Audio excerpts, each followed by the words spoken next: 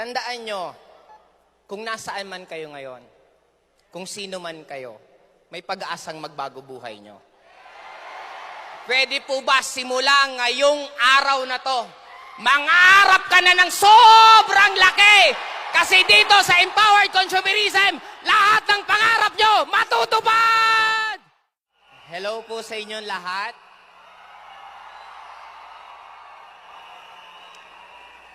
Gusto ko pong titigan nyo mabuti itsura ko. Simula ulo hanggang paa. Kasi hindi po ako ito dati. Nagsimula po ako sa industry ng networking. I really hate public speaking. Nung nag-aaral ako, ayaw ko nagsasalita sa classroom kasi feeling ko masyadong epal. Hindi ako nagbabasa ng libro. Nung nag-aaral ako, masipag lang yung mga classmate ko mag-aral kaya nakapasa ako. But, since I want to change my life, nung nag-networking ako, kailangan daw maging magaling mag-talk. Hindi ako nagbabasa ng libro, pinilit ko magbasa.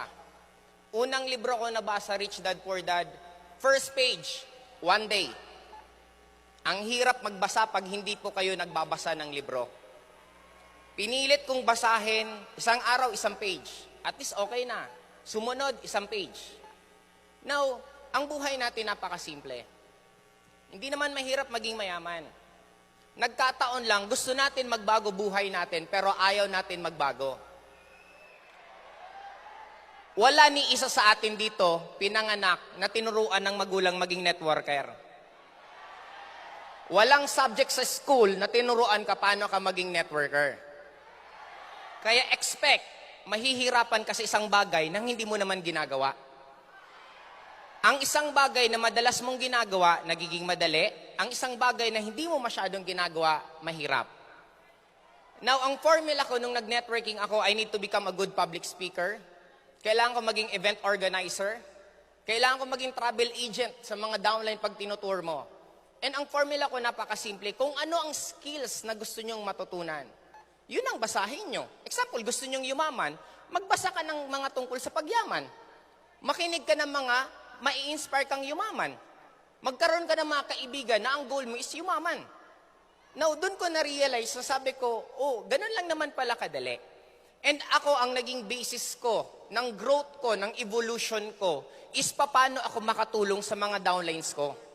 Kaya ako naging marunong mag-talk in public speaking kasi sa Bicol po, wala akong choice. Wala pong speaker eh. Ang mga upline ko nasa Metro Manila. Kaya sabi ko sarili ko, pipilitin ko matuto mag-public speaker. Kaya right now, ito yung gusto kong mas pinaka-maintindihan po ninyo. Hello po.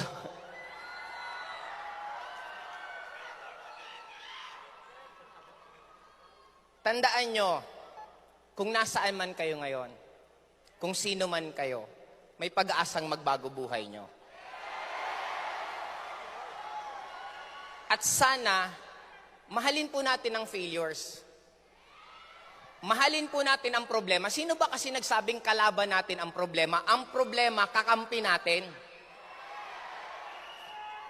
Walang naging successful na tao na hindi nahirapan. Walang nagsasalita dito sa harap na to na hindi nagutom nung nakaupo dyan. Puyat, pagod, rejection, nginingitian lang namin yan. Bakit namin nginingitian? Kasi alam namin, magbabago buhay namin. Tandaan nyo, ang pagbabago ng evolution natin, napakaganda.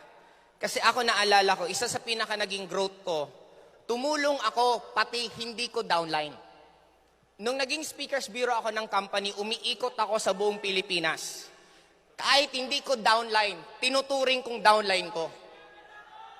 Ang tawag ko doon, learning in advance. Kasi sabi ko sa taas, Lord, gusto ko magkaroon ng napakaraming grupo. Gusto ko magkaroon ng napakaraming linya. Kaya lahat, pati crossline ko, ituturing kong downline kasi ngayon pa lang pinapatunayan ko sa inyo na kaya ko mag-handle ng napakaraming grupo. Kaya right now, Ayoko man po magyabang, pero kahit papano kalahati ng venyong to nasa under sa community namin.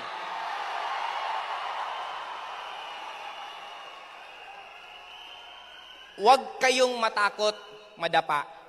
Huwag kayong matakot mahirapan kasi part siya ng growth. Part siya ng stages. Katulad po sa akin, I'm very, very happy kasi naging YouTuber na rin naman po ako. Hindi po madali mag-umpisa. Naalala ko dati, ito i-relate ko lang sa sitwasyon ng mga bagong nagne-network ngayon. Ako, nung bago ako sa YouTubing, napakahirap po magsalita na mag-isa. Para kang, hindi ko maintindihan, sabi ko, grabe naman tong ginagawa ko, parang pangit kasi mag-isa ka lang. Pero tinuloy-tuloy ko lang. Bakit ko siya tinuloy-tuloy? Nag-YouTube ako number 1. Again, ang gusto ko na naman, mas makatulong sa mas maraming downlines ko.